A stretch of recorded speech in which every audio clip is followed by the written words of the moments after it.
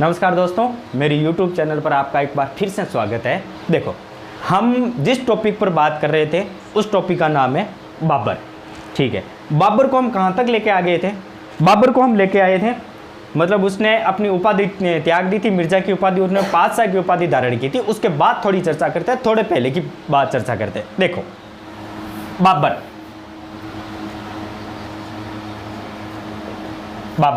देखो 1494 से लेकर के 1507 तक बाबर के बारे में थोड़ी चर्चा कर रहे थे। हम पढ़ चुके हैं, थोड़ी चर्चा करते हैं। देखो, 1494 से लेकर के 1507 तक जो बाबर का जीवन बीता था वो बीता था संघर्ष में जीवन। कौन सा जीवन है? संघर्ष में जीवन। हुआ क्या था?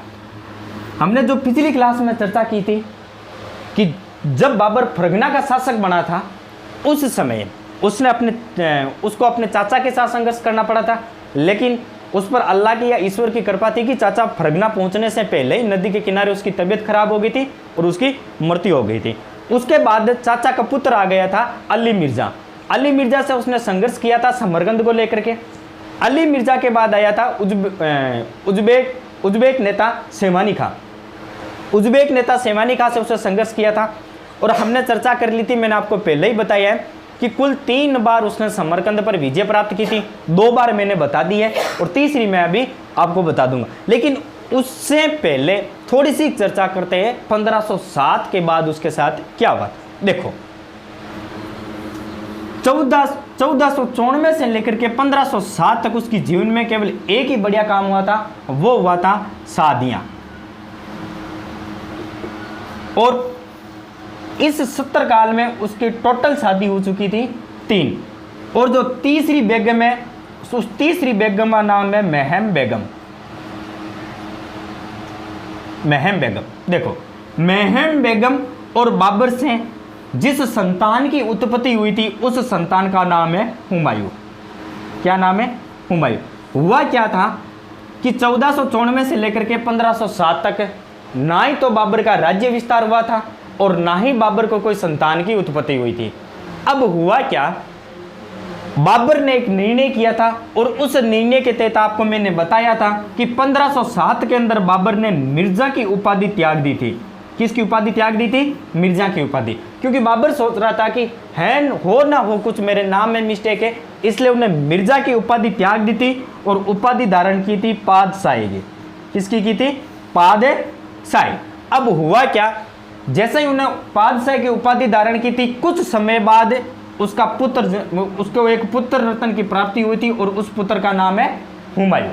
अब देखो क्या हुआ, हुमायूं उत्पन्न होने के बाद उसके राज्य के अंदर थोड़ा बहुत विस्तार भी होने लग गया था और उसका वंश भी आगे बढ़ने लग गया था। अब क्या हुआ, अब देखो, हुमायूं का जन्म हुआ था वो हुआ था 8 मार्च 1508 के अंदर। कब हुआ था? 8 मार्च 1508 के अंदर। और 1508 के अंदर उसके जीवन में एक चीज और आई थी और वो आई थी कंधार पर विजय। किस पर विजय? कंधार पर विजय। यानी 1508 के अंदर उसने कंधार पर भी विजय प्राप्त कर ली थी और उसे एक पुत्र भी प्राप्त हो गया था, हुमायूं। और हुमायूं का शाब्दिक अर्थ होता है या हुमायूं का अर्थ होता है भाग्यशाली। क्या अर्थ होता है? भाग्यशाली। इसका नाम भाग्यशाली जरूर है, लेकिन ये अपने जीवन के अंदर लड़खड़ाता है, वह भी पैदा हुआ था और लड़खड़ाते हुए भी मरेगा। अब क्या हुआ, 1510 के अंदर इसके साथ एक घटनाएं और घटती है। 1510, अब मैंने समरकंद पर आपको 2 विजय बताई थी और तीसरी विजय प्राप्त करता है वो 1510 में। 1510 के अंदर उसका एक सहयोगी बनता है, वो बनता है ईरान का शाह इस्माइल। कौन बनता है? शाह इस्माइल।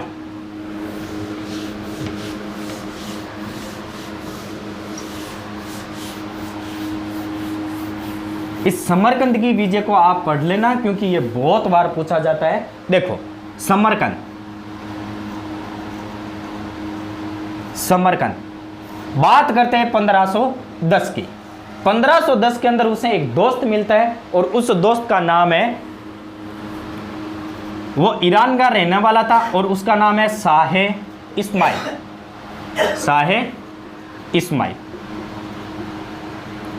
और बाबर, बाबर, इन दोनों के बीच एक संधि हुई थी, बताऊंगा संधि कौन सी है।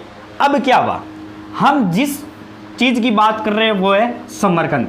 तो मैंने बताया था कि समरकंद के अंदर अली मिर्जा है। जब अली मिर्जा पर बाबर ने अटैक किया तो अली मिर्जा छोड़ करके चला गया था समरकंद, छोड़ करके चला गया था उज्बेक नेता सेवानी खां के पास। इसका मतलब सेवानी खां ने वापस आक्रमण किया और समरकंद पर कर लिया था अधिकार। अब अधिकार किसका है? सेवानी खां का। किसका अधिकार है? सेवानी खां। देखो, सेवानी खां का समरकंद पर अधिकार है। अब हुआ क्या कि ईरान का शाह इस्माइल और बाबर दोनों के बीच हो जाती है संधि। किसकी हो जाती है? दोनों के बीच हो जाती है संधि। और वो संधि क्या होती है बताऊंगा। देखो, एक विरोध भी हुआ था। अब क्या हुआ, इस्माइल की वजह से कहा जाता है कि सेवानी खां की हो गई थी मृत्यु, यानी इस्माइल ने सेवानी खां की क्या कर दी थी? मृत्यु। इससे बाबर खुश हो गया और उन्होंने कर ली थी संधि। और संधि करके बाबर ने मांगा था कौन सा? समरकंद। इस्माइल को बोला था कि मुझे कौन सा एरिया दे दो आप? समरकंद की रियासत दे दो। इसके बीच, उन दोनों के बीच कुछ वार्तालाप हुई थी, यानी उस वार्तालाप को कहेंगे हम संधि। और उस संधि का क्या नाम है? देखो, हुआ क्या था, समरकंद मिल तो गया था बाबर को, लेकिन समरकंद के अंदर उत्पन्न हो गया था विद्रोह। क्या हो गया था? विद्रोह। विद्रोह उत्पन्न हो गया था। और विद्रोह कौन सा था? और विद्रोह कौन सा था? कौन सा था? मोस्ट इंपॉर्टेंट आपको याद रखना है। इस विद्रोह के बारे में बहुत बार पूछा जाता है और बहुत गाइडों में आपको नहीं दिया हुआ मिलेगा। चाहे आप पीटीटी की तैयारी कर रहे हो, चाहे आप राजस्थान पुलिस की तैयारी कर रहे हो, किसी भी क्षेत्र में आप तैयारी करो, तो याद रखना आजकल जो क्वेश्चन पुटअप होने का जो मेन लक्ष्य है वो क्या है? क्वेश्चन बारीकी से नहीं पूछे जाते। आजकल वो क्वेश्चन पूछे जाते हैं जो आरएस लेवल के क्वेश्चन है, वो क्वेश्चन आ रहे हैं जो पहले 4-5 साल में आपको पहले पूछे जाते थे। तो देखो, आपने एक नाम सुना होगा, शिया और सुन्नी। शिया और सुन्नी। शिया और सुन्नी क्या है? शिया और सुन्नी किसी दो लड़कियों का नाम नहीं है। शिया और सुन्नी क्या है? देखो, मुसलमानों के अंदर एक विद्रोह हुआ था, या मुसलमान जाति के अंदर एक लड़ाई हुई थी। उस लड़ाई के तहत जो मुसलमान धर्म है वो 2 भागों में विभाजित हो गया था। एक का नाम रख दिया था शिया और दूसरी का रख दिया था सुन्नी। अब मैंने बताया था शिया और सुन्नी, तो याद रखना। देखो, शिया से बाबर था, यानी शिया धर्म का कौन था? बाबर। और इस्माइल कौन सी धर्म का था? सुन्नी का, इस्माइल। ठीक है, मैंने बताया था, मैंने पहले भी कहा था कि बाबर की नापाक नजरें किस पर थी? समरकंद पर। किस पर थी? समरकंद पर। अब देखो क्या हुआ, इन दोनों के बीच जो संधि हुई थी, इस संधि के अंदर स्पष्ट रूप से कहा गया था कि बाबर ने कहा कि मुझे समरकंद चाहिए, इस्माइल ने कहा कि ठीक है मैं समरकंद दे दूंगा। और इस्माइल की वजह से ही सेवानी खां की क्या हो गई थी? मौत हो गई थी। अब क्या हुआ, इस विद्रोह के दौरान अब समरकंद के अंदर विद्रोह हो गया था। और विद्रोह होने का कारण क्या था? बहुत बार क्वेश्चन पूछा जाता है कि जब इस्माइल और बाबर के बीच समरकंद को लेकर के संधि हुई थी, उस संधि की मेन शर्त क्या थी? कोई 4-5 या 8-10 संधियां नहीं, कोई बातें नहीं है, मात्र एक ही बात है। देखो, सुन्नी धर्म से कौन था? इस्माइल। यानी जो मुस्लिम धर्म के 2 भाग विभाजित हो गए थे और दूसरे भाग का नाम है सुन्नी। उस सुन्नी से कौन बिलोंग कर रहा था? इस्माइल। तो इस्माइल ने एक शर्त रखी थी कि मैं आपके क्षेत्र में सुन्नी मत का या सुन्नी धर्म का धर्म प्रचार करूंगा।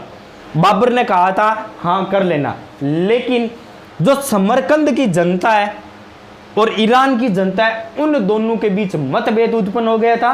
और उस मतभेद की वजह से समरकंद के अंदर विद्रोह हो गया था 1510 में। और वो विद्रोह कौन सा था? शिया और सुन्नी का। इस शिया और सुन्नी के विद्रोह के कारण समरकंद पर अधिकार तो हो गया था बाबर का, लेकिन ये फिर किसी न किसी प्रकार से बाबर ने इस विद्रोह को दबा दिया था। चलो, अब बाबर की थोड़ी सी बातें कर लेते हैं। यह था बाबर फरगना के अंदर।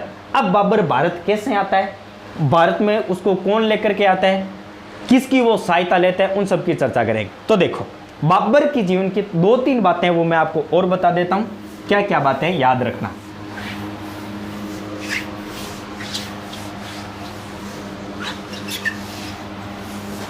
देखो, बाबर मैंने बताया था बाबर था फरगना का।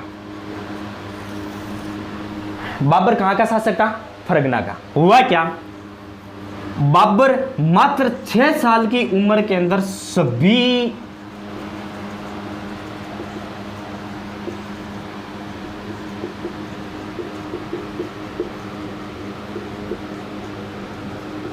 देखो क्या हुआ था, देखो फरगना के अंदर एक बच्चे का जन्म हुआ था, उस बच्चे का नाम है बाबर। बाबर भारत कैसे आया था, कारण क्या था? तो देखो 6 साल की उम्र के अंदर वो सभी युद्ध नीतियों के अंदर परिपूर्ण था। हुआ क्या, इसके पिता मिर्जा उमर शेख को हो गई थी टेंशन, और मिर्जा उमर शेख ने बाबर को कहा था कि बेटा तो अपनी जिंदगी में क्या करना चाहता है, क्योंकि वो पूरे दिन जिस कार्य के अंदर बिजी था वो था युद्ध नीतियां। बस उसको एक ही चीज चाहिए थी, युद्ध नीति। हर प्रकार से वो युद्ध नीति चाहता था, चाहे घुड़सवार हो, चाहे तलवारबाजी हो, चाहे कुछ भी हो, हर युद्ध नीति के अंदर परिपूर्ण था। तो बाबर के पिता ने कहा था कि बेटे शासन चलाने के लिए शासन व्यवस्था भी बहुत इंपॉर्टेंट है। शासन व्यवस्था यानी राजनीति, यानी राजनीति। तो देखो बाबर ने बहुत ही शानदार उत्तर दिया कि पिताजी जो आपका फरगना है वो फरगना मेरे पैर की जो जूती है उस जूती के नीचे भी नहीं आता। तो बाबर ने कहा कि इतनी बड़ी रियासत और तो उस रियासत के बारे में ऐसा बोल रहा है। तो बाबर ने कहा कि मुझे तो चाहिए उत्तरी पूर्वी भारत। कौन सा चाहिए? उत्तरी पूर्वी भारत। देखो उत्तरी पूर्वी भारत, यानी बाबर के बचपन से ही जो बाबर का मेन सपना था वो सपना था कि उत्तरी पूर्वी भारत को जीतना। अब देखो हमने चर्चा कर ली थी 1494 से लेकर के 1510 तक। कहां तक? 1510 तक। और इन सालों के अंदर हमने भारत को एक बार भी नहीं पढ़ा है। क्या नहीं पढ़ा है? भारत को एक बार। चलो अब भारत को पढ़ेंगे, लेकिन उससे पहले एक बात और आती है। हमने बार बार एक नाम सुना था, शैबानी खां। शैबानी खां, देखो हुआ क्या था। शैबानी खां के बारे में एक दो बात और मिलती है, वो कौन सी है? शैबानी खां, शैबानी खां उज्बेकिस्तान, शैबानी खां, शैबानी खां उज्बेकिस्तान एक रियासत थी। उस रियासत का चाहे आप एक सेनानायक बोल दो, चाहे आप यहां का एक सूबेदार बोल दो, सूबेदार। हुआ क्या, शैबानी खां और बाबर के बीच एक झपट हुई थी। किसके बीच हुई थी? शैबानी खां और बाबर के बीच एक थोड़ा सा टकराव हुआ था। उस टकराव में शैबानी खां की हो गई थी हार, और हार होने की वजह से उज्बेकिस्तान के राजा ने शैबानी खां को वहां से निकाल दिया। लेकिन जैसे ही हार हुई, हुआ क्या, बाबर की बहन थी, इसको उठा के लेके आ गया था शैबानी खां, इसका हरण कर लिया था। बाबर की बहन का हरण करके शैबानी खां ने कर लिया था विवाह। क्या कर लिया था? विवाह। अब क्या हुआ, थोड़े दिनों बाद किसी कारणवश उज्बेकिस्तान के राजा ने शैबानी खां को वहां से निकाल दिया था। अब शैबानी खां किसके पास जाए? तो यहां पर बात आती है बाबर की और यहां पर आती है शैबानी खां की। ये मैंने किसी गाइड में पढ़ा था, किसी ऑनलाइन क्लास में पढ़ा था, इसलिए मैं आपको बता रहा हूं। सत्य कहां तक है ये मैंने निर्धारित नहीं किया। अब हुआ क्या कि बाबर और शैबानी खां दोनों के बीच में संघर्ष चल रहा था। अब बाबर को जरूरत थी भारत पर अधिकार करने की। कहां पर करने की? भारत पर। और शैबानी खां किसके पास जाए? क्योंकि ना तो उज्बेकिस्तान रहा और यहां पर बाबर दुश्मन। अब हुआ क्या, बाबर को चाहिए था एक ताकतवर सेना, एक ताकतवर सेनानायक, और वो सेनानायक था शैबानी खां। क्योंकि बाबर को पता था कि मुझे हराने वाला कौन है? शैबानी खां। और शैबानी खां बार बार उज्बेकिस्तान पर जैसे ही बाबर आक्रमण करने जाता, शैबानी खां का सामना पड़ता। अब क्या हुआ, शैबानी खां आ गया था बाबर के पास। कहाँ गया था? बाबर के पास। बाबर ने बोला, शैबानी खां ने बोला कि साले साहब गलती तो होगी, अब चाहे मारो तो मैं थाकूं, राखो तो मैं थाकूं। बाबर की ओर डफा, तू मारो जीजू है, जीजन को मारेगी, बेन को स्वाग थोड़ी उजाड़ना है। क्योंकि बाबर को क्या चाहिए था? एक ताकतवर सेनानायक, और उसको पता था शैबानी खां क्या है? ताकतवर है, सेनानायक है। अब क्या हुआ, शैबानी खां ने बोला कि जीजा की साला जी और जीजो था के काम आसी, और दो चीज हम काम आसी, और वो दो चीज हम कहीं काम आयो। देखो बाबर को शेबानी खान ने दो चीजें सिखाई थी और युद्ध नीति सिखाई थी। एक तो तुलगमा पद्धति, और दूसरा जो उसने सिखाया था वो सिखाया था तोपों का उपयोग।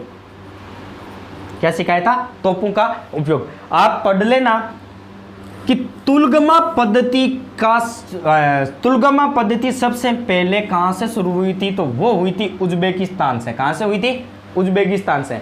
यानी उज्बेकिस्तान के वासियों ने तुलगमा पद्धति, तो तुलगमा पद्धति की उत्पत्ति कहां से हुई है? उज्बेकिस्तान से। तुलगमा पद्धति है क्या? तुलगमा पद्धति वो पद्धति है जहां पर सेनाओं की टुकड़ी का विभाजन किया जाता है और दुश्मन को चारों ओर से घेर के दुश्मनों का काम तमाम किया जाता है, दुश्मन को मार दिया जाता है। तो ये बात मैंने कहीं पर पढ़ी थी, आपको इसलिए बता दी थी। अब देखो, अब बात कर ली हमने 1510 तक की।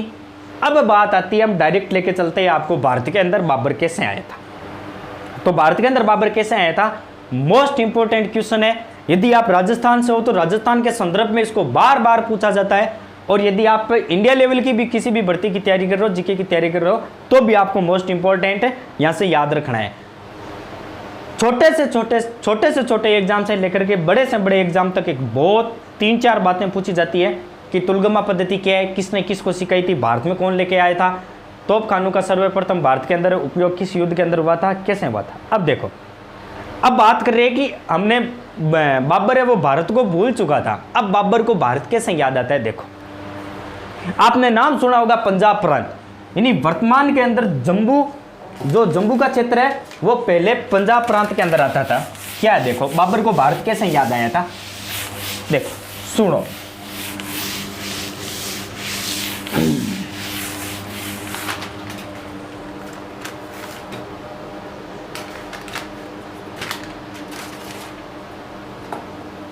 देखो बाबर भारत कैसे आया था, तो आपने एक नाम सुना होगा पंजाब।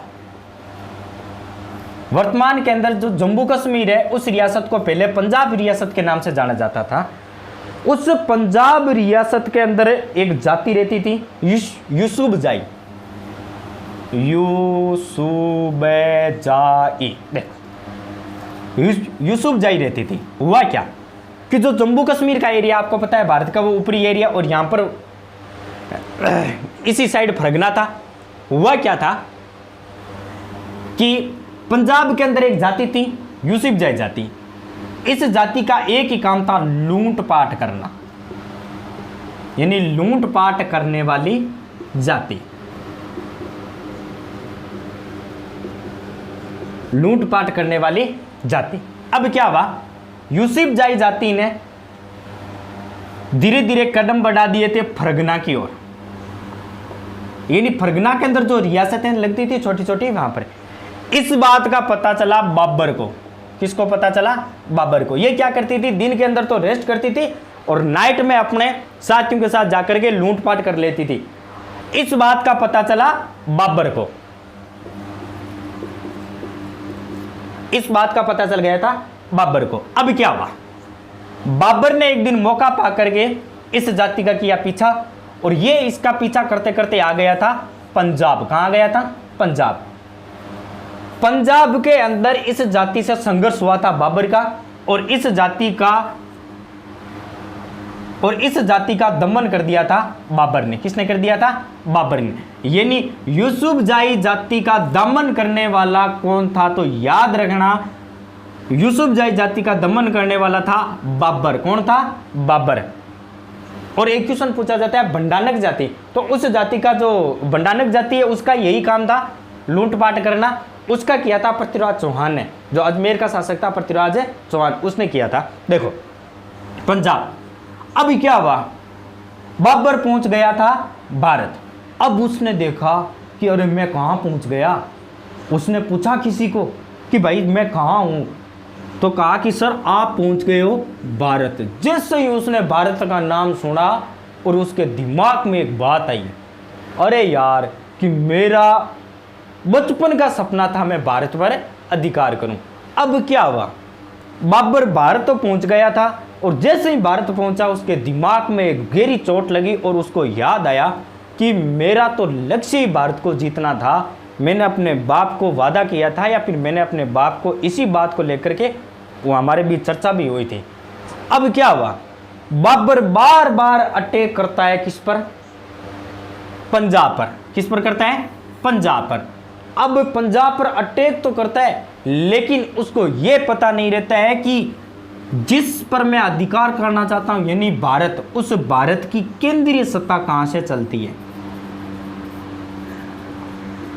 यानी भारत की केंद्रीय सत्ता कहां से चलती है, यानी भारत का मेन राजा कहां पर विराजमान। क्योंकि केंद्रीय सत्ता पर अधिकार करने का अर्थ यही होता था कि उसको पूरे के पूरे भारत पर अधिकार। अब देखो एक छोटी सी बात याद रखना, बात आती है सन 1519 की। कहां की आती है, सन 1519 की। सन 1519 के अंदर बाबर ने अटैक किया था 2 जगहों पर इस यूसुफजाई जाति को खत्म करने के लिए, और वो जगह थी बाजौर और भेरा। कौन सी थी, बाजौर और भेरा। पंजाब गई है, बाजौर और भेरा। इसके अंदर बाबर ने सर्वप्रथम तोपों का उपयोग किया था, अर्थात भारत के अंदर आक्रमण के अंदर, युद्ध नहीं है ये, एक प्रकार का आक्रमण है कि भारत के अंदर सबसे पहले तोपों का आक्रमण कहां हुआ था, वो हुआ था बाजौर और भेरा के अंदर। कब हुआ था, सन 1519 में। और किया किसने था, बाबर ने किया था। किसने किया था, बाबर ने। और किस कारण किया था, यूसुफजई जाति का दमन करने के लिए, नहीं यूसुफजई जाति को खत्म करने के लिए बाबर ने सन 1519 के अंदर बाजौर और भेरा पर क्या किया था, आक्रमण किया था। यह बात याद रखना, बहुत बार पूछा जाता है कि भारत के अंदर सर्वप्रथम आक्रमण कब हुआ था, आक्रमण के अंदर तोपों का उपयोग कब हुआ था, और युद्ध के अंदर, तो युद्ध के अंदर याद रखना पानीपत के प्रथम युद्ध सन 1526 में। और किया भी किसने था, बाबर ने किया था। बताऊंगा आगे 1526 का युद्ध लड़ेंगे तब बताऊंगा। तो तोपों का उपयोग हो गया था सन 1519 में। आज की क्लास में हम इतनी चर्चा करेंगे। तो जितने भी मेरे विद्यार्थी हैं और जितने भी देख रहे हैं, आपसे एक ही निवेदन है कि कृपया चैनल को सब्सक्राइब कर ले और बेल आइकन का बटन दबा दें, क्योंकि बहुत ही जल्द आपको इसी चैनल पर मैथ की और फिजिक्स की, केमिस्ट्री की, बायोलॉजी की, राजनीति की, ये सभी क्लासें मिलेगी। और क्लासें कौन सी मिलेगी, जो PTET कि जितने भी विद्यार्थी हैं उन सबको इसके अंदर आपको एकदम फ्री सभी क्लासें मिलेगी, किसी भी प्रकार से शुल्क नहीं लगेगा। अब बात आती है कि मुझे बहुत जल्द लाइव आना है, और लाइव आने के लिए YouTube का एक नियम है, 1000 सब्सक्राइबर चाहिए। तो वो आप पर डिपेंड करता है, मैं भी कोशिश कर रहा हूँ और आप भी कोशिश करो कि बहुत जल्द हमारे 1000 सब्सक्राइबर हो जाए और हम लाइव आ जाए। लाइव आने से क्या होगा कि 1-1.5 घंटे की क्लासें चलेगी। अभी 5 मिनट 10 मिनट की क्लासें चलती है, क्योंकि अपलोड करना, एडिटिंग करना, ये सारा बहुत हार्ड काम है। फिर हम आराम से लाइव आएंगे और पीटीटी का बैच बहुत जल्द चालू हो जाएगा। और जितने भी कॉलेज के विद्यार्थी है और चाहे कोई सी भी तैयारी करो, जो जीके की तैयारी कर रहे हैं, मेरा तो वही है, चाहे आप पीटीटी की तैयारी करो, चाहे आप किसी भी कंपटीशन की तैयारी करो, मैं 0 लेवल से लेकर के आपको हाई लेवल तक जितना मुझे आता है वो बताऊँगा। क्योंकि मैं खुद आपको यहाँ आने से पहले बहुत ज़्यादा 5, 6, 7 गाइडों से मिश्रण लेकर के आता हूँ।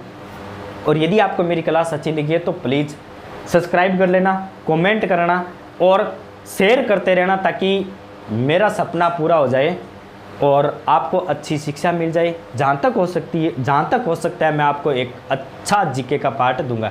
तो अब मिलेंगे अगली क्लास में। जय हिंद, जय भारत।